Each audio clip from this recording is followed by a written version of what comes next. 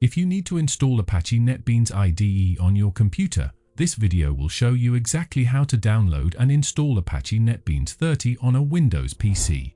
Let's head to the download process. Go ahead and open whichever browser you have on your computer. In search bar, type Apache NetBeans and hit enter. When search results appear, click on the first result from the official Apache NetBeans website. Once you're on website, click download button shown on the page. This will take you to the download page. Just scroll down a little bit until you reach to the installers and packages section. From there, click on Codelarity package link right here. Now you'll see download options based on your operating system. Since we're on Windows, go ahead and click on Windows button, then download package. Installer will begin downloading, and depending on your internet speed, this may take a while, so just sit tight and let it finish.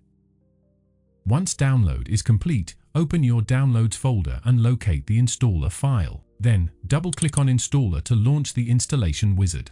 Installer will show location where NetBeans will be installed on your system. The default location works perfectly fine for most users, so just click on Next to continue.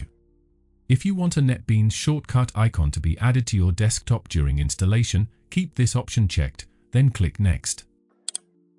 When you are ready to install NetBeans, click Install button. Installation process will begin. Just wait for it to complete.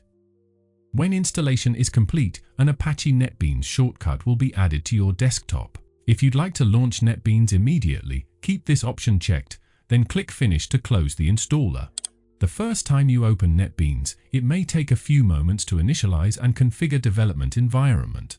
Your Apache NetBeans IDE installation is complete and ready to be used on your Windows PC.